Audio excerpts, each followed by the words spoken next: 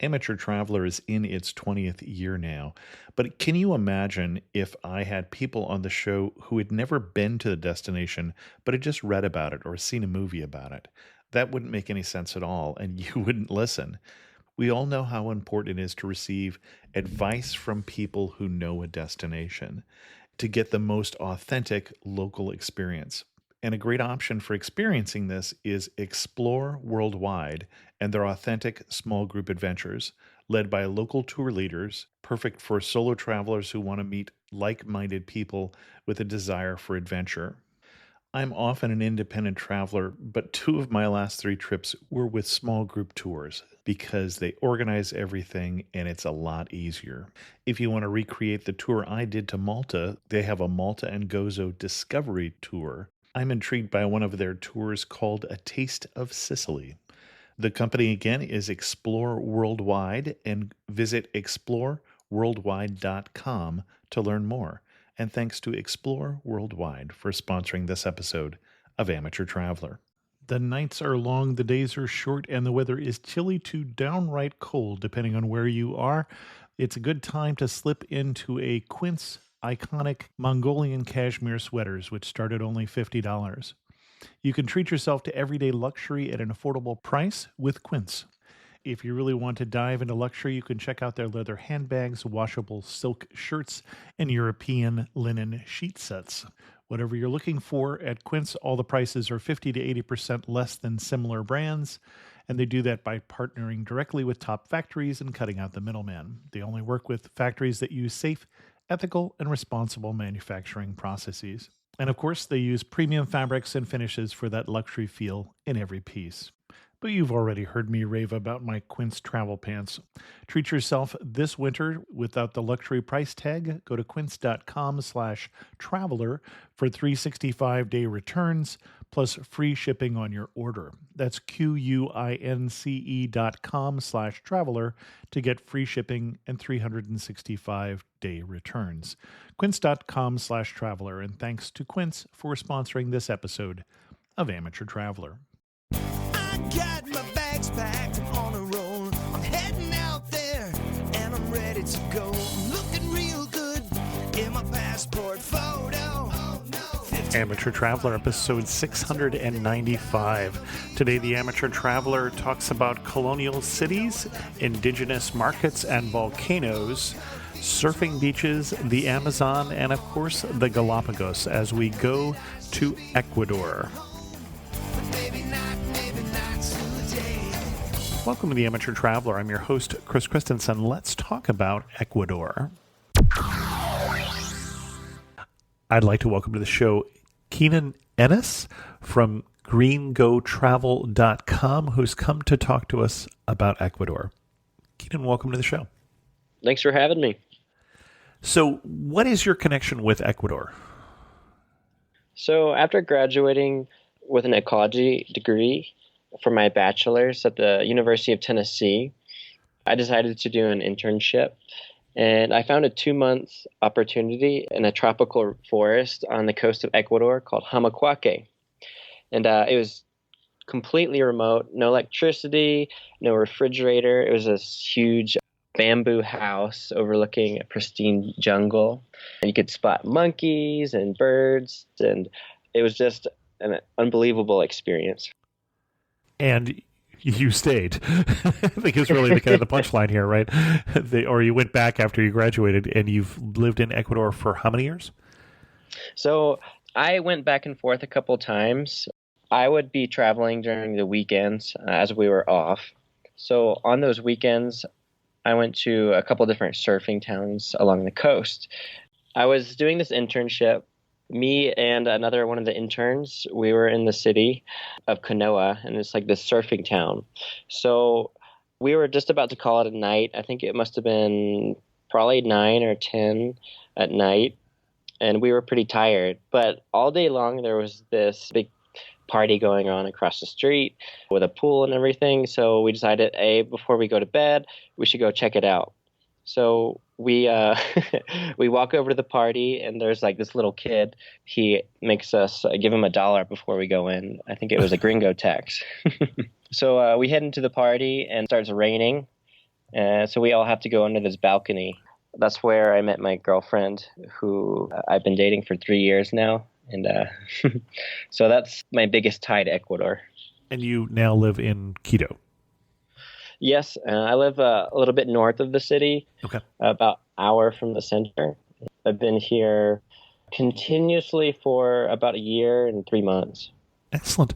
Well, why should someone not necessarily go down to Ecuador and fall in love, but why should someone fall in love with the country of Ecuador? Why should someone come?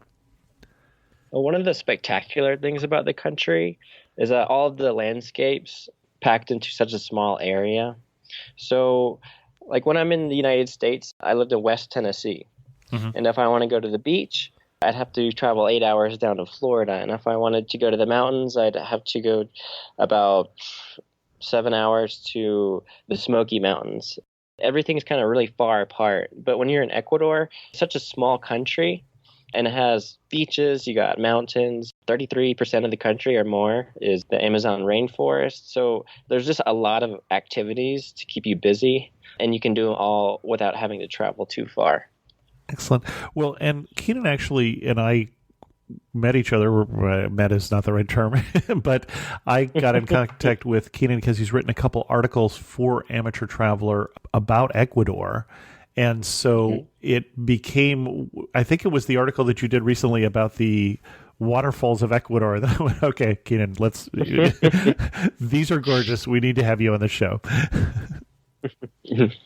There's actually a funny story behind that, because one of those waterfalls, and definitely one of the most iconic waterfalls, recently just completely disappeared because there was a sinkhole that took away the source. So we're going to have to edit that one.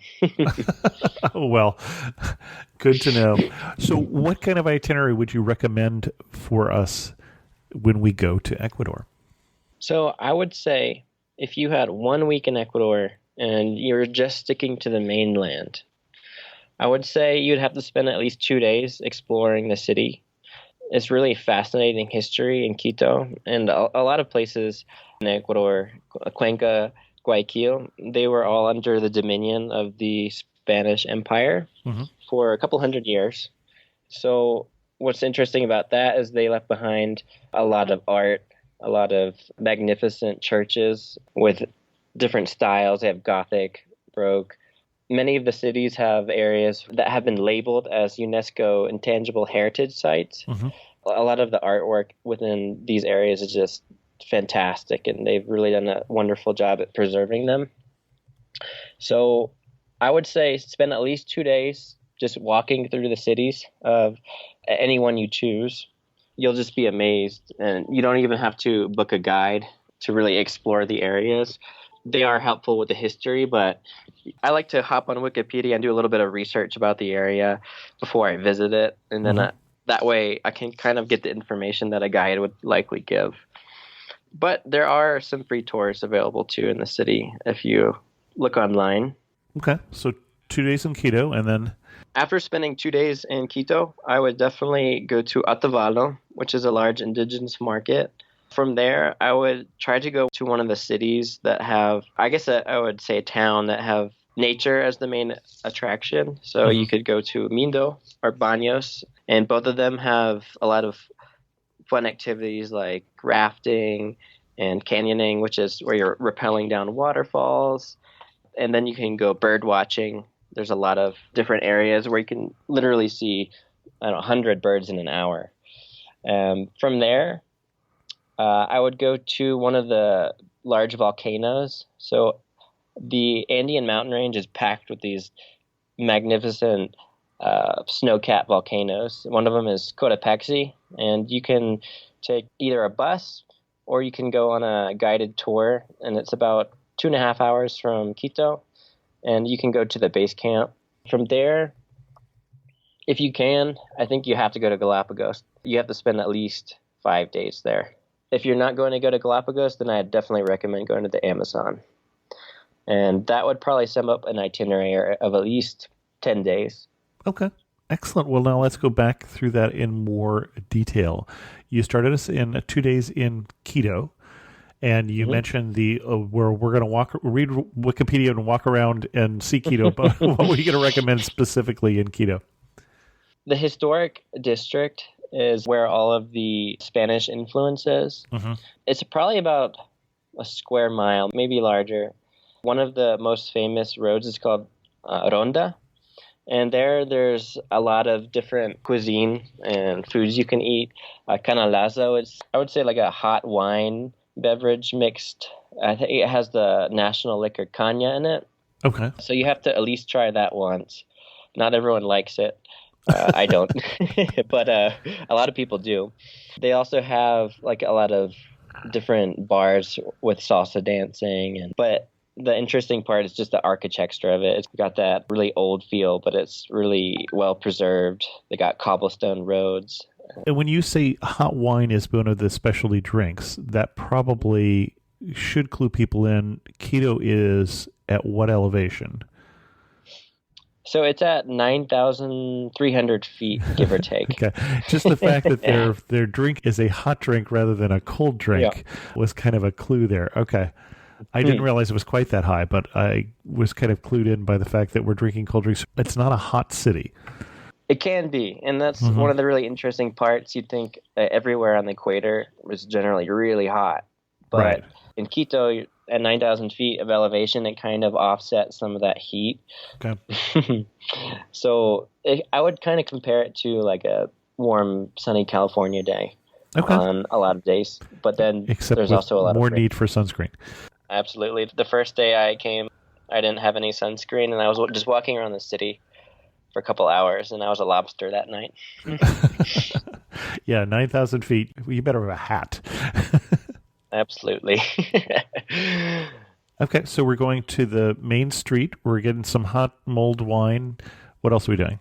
You're walking around checking out the various squares. So a big thing in Latin America, and I guess this derives from the Spanish culture, is these big plazas and squares. Mm-hmm. And they have a lot of greenery, a lot of vegetation, and generally the buildings around are still this old Spanish architecture.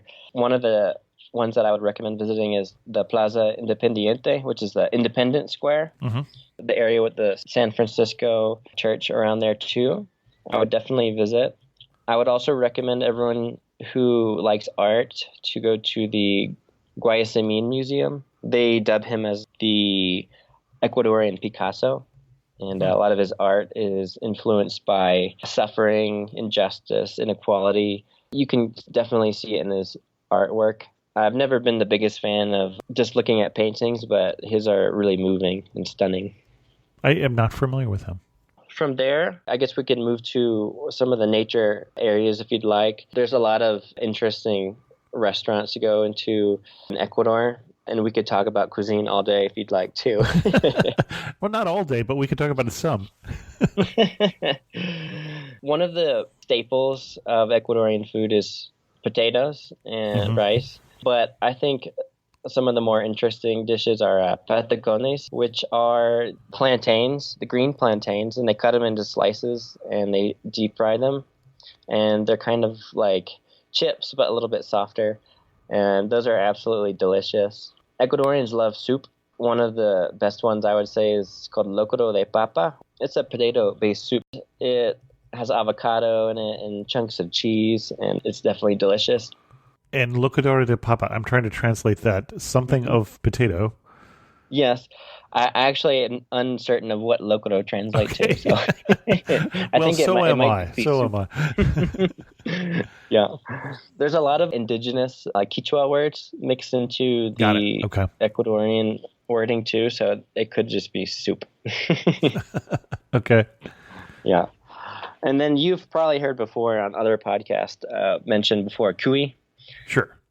So that's the guinea pig that's generally cooked rotisserie style. You can generally drive through some of the like smaller towns, especially if you're going to Otavalo, which we can discuss next. You'll see them cooking over rotisserie style, like the whole thing. I haven't gotten up the courage to eat one yet because I had one when I was a child named Duncan. So that would be a barrier. Yeah. From there, you've spent 2 days looking around the city. You've seen the art museum, walked through the fabulous squares, and learned a little bit about the history. I think from there, you definitely have to check out Otavalo, and it would be a half-day trip. Okay. And that's the market you were talking about. hmm It's a large indigenous market. So if you don't want to handle all the logistics, you could get away with a trip there for less than 100. I would say like 50 to 100. They would take you on a bus ride. They take you to lunch. And from there, you get to this giant sprawling farmers market where they're selling animals of all kinds. They're selling cows. They're selling pigs and guinea pigs too. So I think it's just a really unique insight into the culture of the area. They still do a lot of like trading and bartering. And is there anything in particular that you are most pleased with that you've bought at the market in Otavalo? So it's not just the farmers market. They also have like a big sprawling market full of different trinkets. They have handmade sweaters made of alpaca. And I think to answer your question, that's probably my favorite product. I must have gotten like, I don't know, 6 or 7 to bring back to my friends back home. Got it. They're colorful. Yeah. The wool is just so soft. They're very stylish, and you don't really see them in the U.S. much. So it's definitely a fun gift to bring back. You can barter at these areas too. Like if you're going to buy one, it'll probably be, 18 to $20, but then you buy 2 and then you can tack off $1 or 2. And like the more you buy, the more you can kind of take off. Sure. There's a lot of woodworking. There's a lot of jewelry that's very unique. It's just stunning, like the amount of stands offering different products there are, and just kind of an insight into the indigenous culture that makes it a really attractive area to go to. Cool. After your half day, you could get a delicious dinner in Quito and then head back to the hotel. They have Uber in Ecuador, and I recommend most people using that. If you don't have any knowledge in Spanish, I would definitely stick to Uber. But also, I made that big guide for you. I was going to say, I'm laughing because Keenan wrote a guide to Quito buses for the amateur traveler, which I'll link to from this episode. So you coming on and saying, no, I wouldn't use the buses, Uber is funny. Yes. Well, I would say if you're a backpacker, you've been in South America, go for it. Read my guide. Just know the risks. It's funny.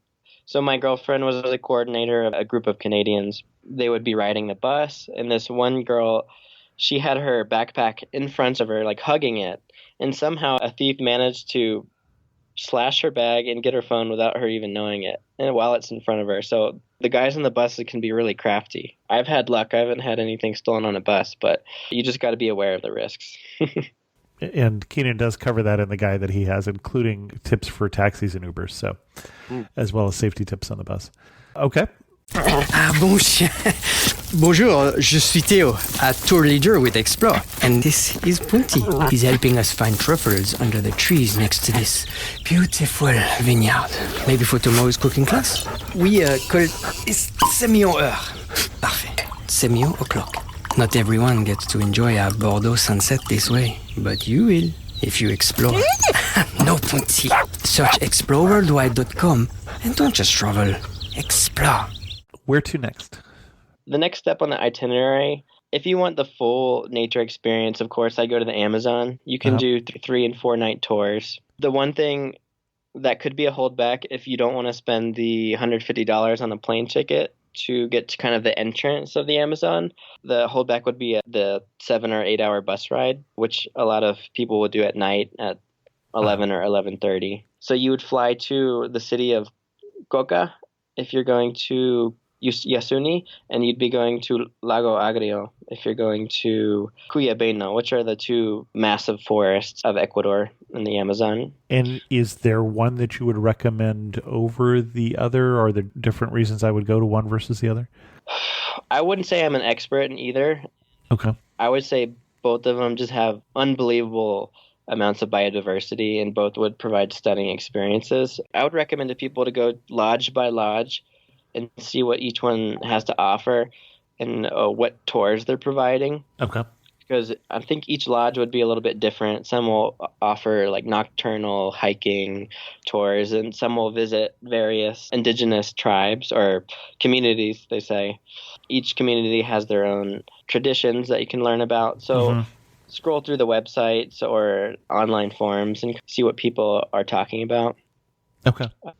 So I would recommend flying if you can't afford it. And then from there, you take a 2-hour motorized canoe, which is just wild because you're seeing all these animals on the trees along the river, and you're seeing monkeys, and you might get lucky and see the pink dolphins. I think it's, I don't know, around 50% chance or more. So you'd spend about 4 or 5 nights there. Most people just describe it as one of the best experiences of their lives in terms of the amount of nature they saw. But if you don't have all that time to go to the Amazon rainforest, then you can do a full day tours to Mindo and Baños. I think my favorite is Baños. It's a small town. I would say maybe 2 square kilometers. And And I'm guessing an area that has thermal baths from the name? They do. Okay. That's correct. Just a guess.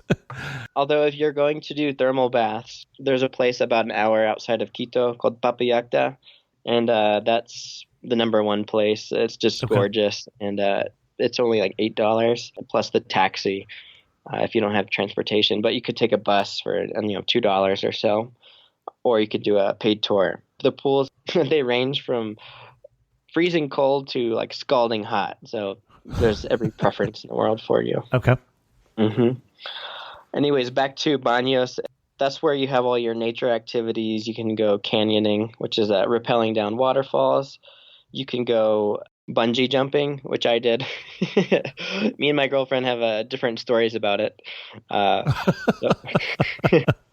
So okay. So my girlfriend went first, and they didn't really give her much instruction. You're on this bridge.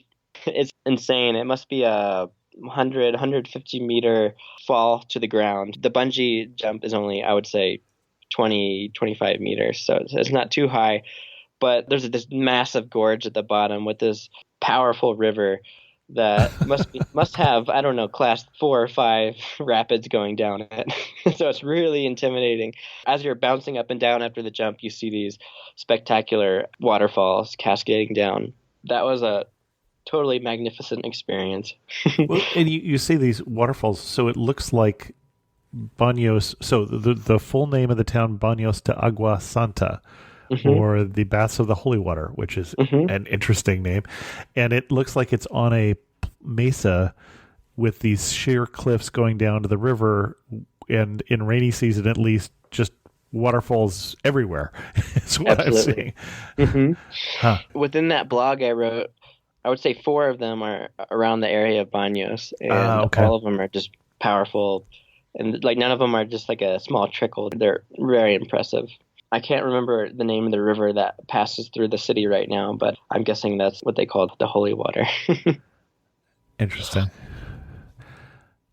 So I didn't get to mention why the story of my girlfriend was different. So, right.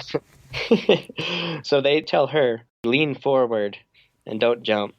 And at the bottom, she kind of popped her neck a little bit, and it hurt her for a couple of days. It didn't break anything, and it wasn't anything serious. But I jumped, and I guess when you jump forward, it kind of catches you instead of just having all the slack hit you at the bottom. So that's where our experience differed. Okay. It's a really easy town that you can walk across the whole thing in about 25 minutes. There's a lot of different housing options, a lot of different hostels. I would recommend everyone to do at least one nature activity. So you can go bird watching. You can look at all of the hummingbirds. So Ecuador has, I believe, more hummingbirds than any other country. There must be, I think 134 it is, something around that number. You can go to those various butterfly gardens and sanctuaries for hummingbirds. They don't cage them in, but they have all these feeders. Sure. And you'll see 6-7 different species in 30 minutes, just sitting on a hammock and watching them.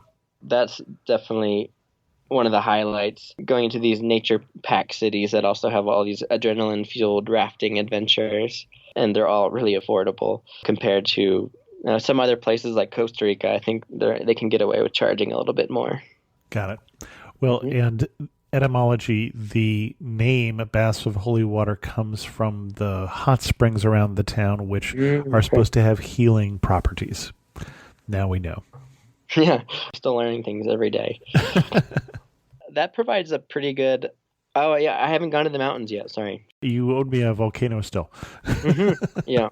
All across the middle of the country is the Andean corridor of mountains. Running from north to south. Uh-huh. Humboldt described it as the Alley of the Volcanoes, the explorer. They're really just stunning, majestic, snow-capped volcanoes that are really impressive. If you're making your base station in Quito, which I recommend because most of the places that I've been talking about, they're all within generally 3 hours of Quito. So it just makes really easy day trips. 2.5, 3 hours from Quito, you can go to this mountain. You'll hike up to the base camp. Generally, snow starts about 33% of the way up the mountain And until you the say peak. this mountain. I'm going to get you to be a little more specific which mountain we're at. I apologize. Yeah. So this is the Cotopaxi Mountain, and Okay. it's 19,300 feet, a little bit less or more. I can't remember. And the reason I know that is because I hiked to the top of it. I did the summit. 19,347. You very good. I almost got it. So I did a summit hike to the top. I trained for about a month and a half in Quito, which when I first got to Quito, I would climb the little ladder to my bunk bed, and I get be to out the of top. breath? Yeah, I'd be completely out of breath. It was ridiculous. So 9,000 feet is high up there. yeah. So you go into the gym, it's just a completely different experience because your lungs are burning after like a 5-minute run. So I trained about a month and a half, and I hiked to the very top. And I think I would say these Ecuadorian volcanoes are a perfect testing ground to kind of test your capability and to see if you're ready to move on to some of the more advanced mountains in the U.S., like McKinley, for example. Okay. But you don't have to go to the top. You can just go to the base camp. Then you can hike up 45 minutes to the glacier. You'll take a look behind you, and you'll see these Ecuadorian mountainous landscape, patchwork quilt of agricultural land. It's really spectacular. Okay. So I gave you your promised volcano story, and Thank you. there's a lot more of them too. I don't know if you've heard of Chimborazo in any of the podcasts yet. No. So Chimborazo is the tallest volcano in the world, or tallest mountain in the world when you measure from the center of the earth. So Ecuador, the Ecuadorian area has a bulge. Okay. Yeah, it has a bulge in the center. The Earth is wider at the equator than it is at the poles. Yep. Exactly. So this mountain actually like reaches higher towards the stars than Everest. That's a fun fact. Huh. Yeah. Okay. So- I could see that. That's another option you can definitely visit.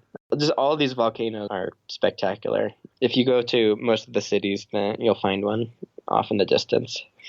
So you're also saying that when I'm in Quito and I'm at 9,000 feet, I'm really higher.